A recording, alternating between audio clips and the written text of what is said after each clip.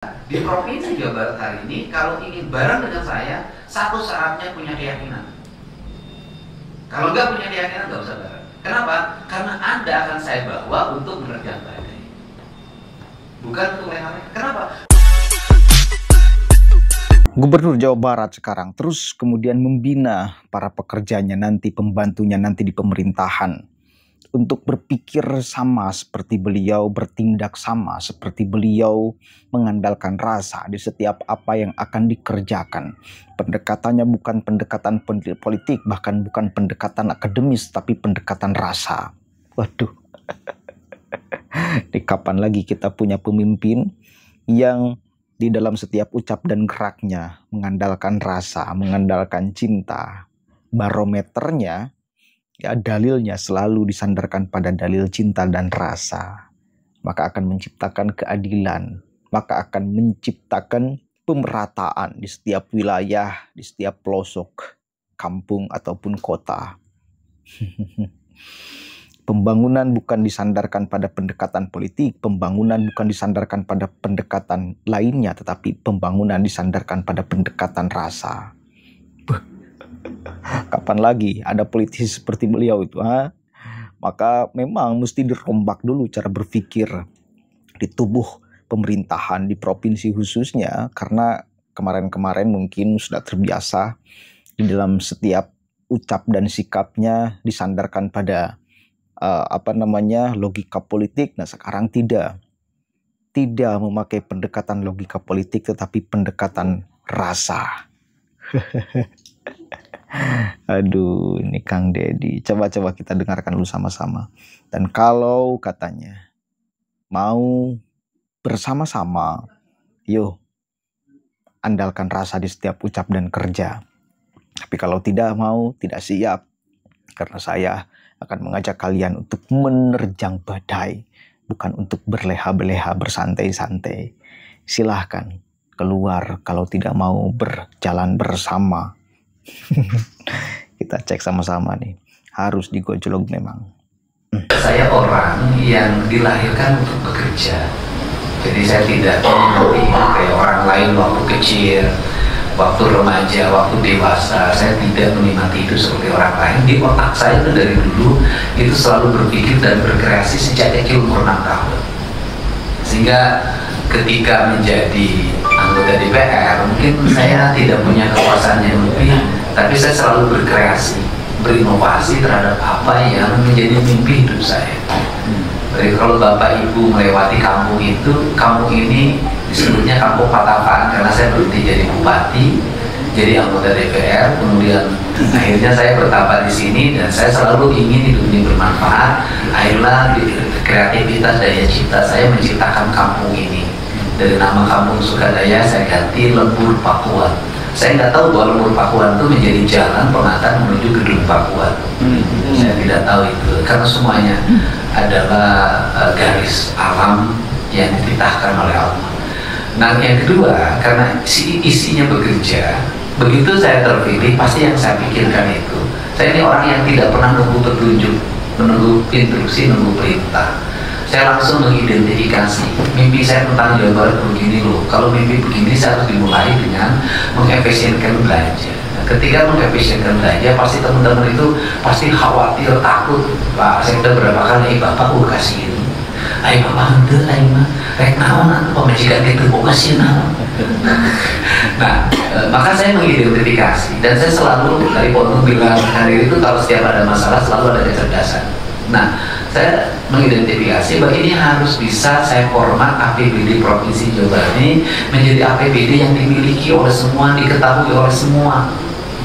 Karena kita sudah mengklaim diri sebagai good government. Kita mengklaim diri sebagai provinsi yang memiliki teknologi komunikasi, memiliki kekuatan teknologi digital yang ternama di Jawa Barat. Karena sudah mengklaim diri, ya kenapa Anda mengklaim diri? Jadi kalau saya hari ini mulai membawa keterbukaan, dikit anggaran saya lihatin isinya seperti apa, saya kan hanya meneruskan apa yang sudah dideklarasikan bahwa Jawa Barat itu birokrasinya termasuk birokrasi yang melek teknologi dan sudah terkoneksi secara digital di Indonesia. Maka saya mencoba untuk membaca isi anggaran dari sisi rasa, bukan dari sisi teknologi. Karena dari sisi rasa, maka pendekatan yang saya lakukan itu bukan pendekatan akademis, tapi pendekatan rasa, pendekatan cinta.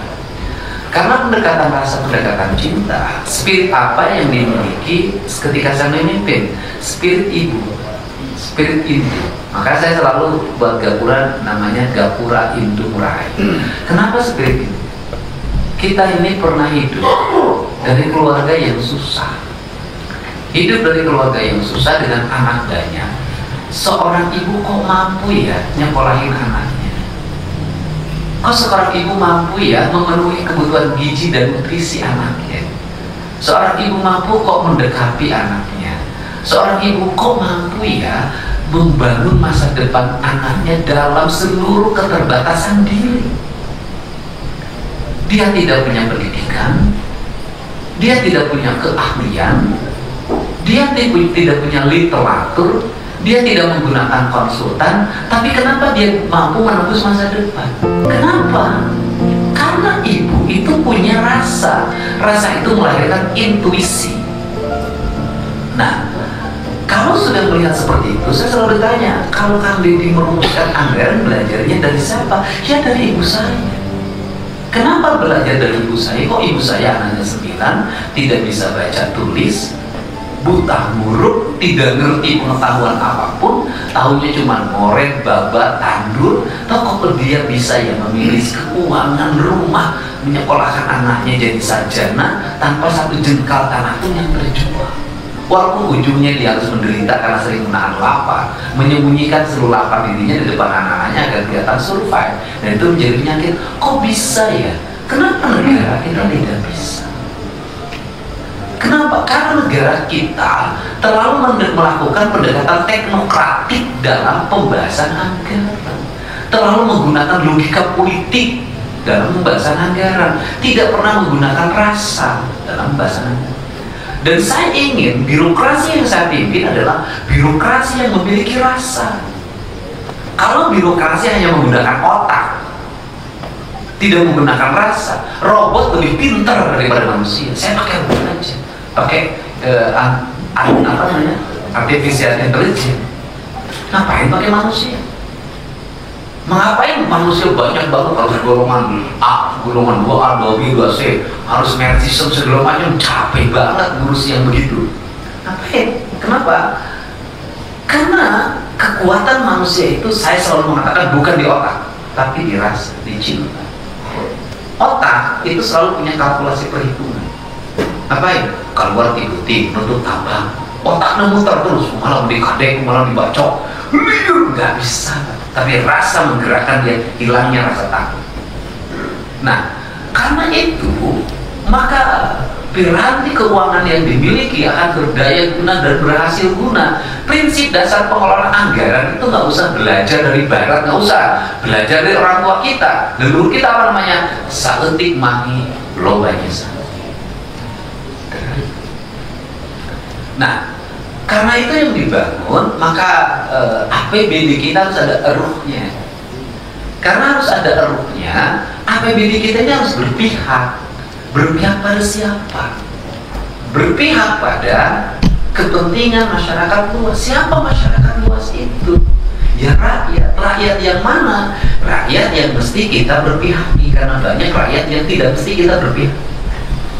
Kayak itu penting. Makanya saya sifatnya kadang lembut banget, kadang galak. Nah, untuk itu saya membaca di APBD provinsi, begitu saya buka, oh, saya bilang ini fantastik. Karena ini fantastik bagi saya tuh lihat APBD provinsi itu santai banget. Kenapa? Saya terbiasa dengan belanja barang kecil, terbiasa dengan APBD kecil. Terbiasa saya dalam setiap bulan harus berlomba otak saya menggaji 150 orang dalam setiap bulan. Kemudian terbiasa, tetapi saya tidak boleh berhenti membangun. Itu yang saya otak saya. Dan saya selalu meyakini ini bakal survive. Nah, sehingga di Provinsi Jawa Barat hari ini kalau ingin bareng dengan saya, satu syaratnya punya keyakinan. Kalau nggak punya keyakinan nggak usah bareng. Kenapa? Karena Anda akan saya bawa untuk menerjang badai. bukan untuk leha-leha. Kenapa? Karena Anda akan saya bawa untuk mewujudkan mimpi indah tentang gemari terapi. Gak usah dulu ngomong 10 tahun, dalam waktu 2 tahun harus terwujud. Nah, karena itu maka kecerdasan hati itu penting, keyakinan. Jadi saya kepala PU bertiwi ini, nggak usah dengan saya ngomong waktunya sekian bulan, nggak ada urusan dengan saya. Nggak, kenapa? Yakin saja. Kenapa? Dalam sebuah keyakinan pasti ada jalan. Nah, karena itu yang dimaksud, maka saya mencoba membaca ya, oh angka gini, kok ini nggak rasional, kok ini nggak, kok gini nggak. Akhirnya kan segala kita sebut lah, kita punya 5,4 triliun. Ya. Belum dilantik nih, udah dilantik tambah gebrak lagi 7 Pak. Tetapi ingat bahwa efisiensi yang kami lakukan tidak merusak belanja publik, tidak merusak belanja prioritas, tapi justru kami akan menambah belanja itu. Oke, jelas, mewah sekali ya cara berpikirnya. Saya membayangkan bila politisi semua seperti beliau tertiba dan kepercayaan publik kepada pemerintah akan powerful, akan full. Kenapa? Karena yang dilakukan oleh pemimpin, karena yang dilakukan oleh pemerintah benar-benar kerjanya mengandalkan rasa dan cinta kepada masyarakat, kepada yang dipimpinnya. Ya, begitu. Maka ketika mengandalkan rasa dan cinta pemimpin itu melihat tidak akan ada disparitas antara satu kabupaten dengan kabupaten yang lain, antara satu kota dengan kota yang lain, antara satu desa dengan desa yang lain. Semua akan mengalami pemerataan pembangunan karena pendekatan pembangunannya bukan pendekatan politik, tetapi pendekatan rasa, pendekatan cinta. Selama ini kita biasa mendengarkan, kenapa sih di wilayah sini jalannya masih rusak? Karena di wilayah sana bukan tempat pemilih si A. Kenapa sih di wilayah sini pembangunannya bagus? Karena di wilayah sini tempat si A yang menjadi pemimpin. Biasanya kan seperti itu, kita mendengar sehari-hari, merasakan setiap hari. Tetapi sekarang tidak seperti itu. Ketika beliau memimpin, bukan lagi pendekatan politik, tetapi pendekatan rasa dan cinta. Maka antara satu kabupaten dan kota dengan kota atau kabupaten yang lain tidak akan jauh beda. Mau dibuat adil semuanya. Bahkan keadilan itu bukan angka misal bantuan dari provinsi sama di setiap seluruh kabupaten dan kota yang ada di Jawa Barat, tetapi melihat jumlah penduduknya. Karena di satu kabupaten atau kota tentu memiliki jumlah penduduk yang berbeda-beda. Nah, disesuaikan dengan jumlah penduduknya. Keadilan itu disesuaikan dengan jumlah penduduknya.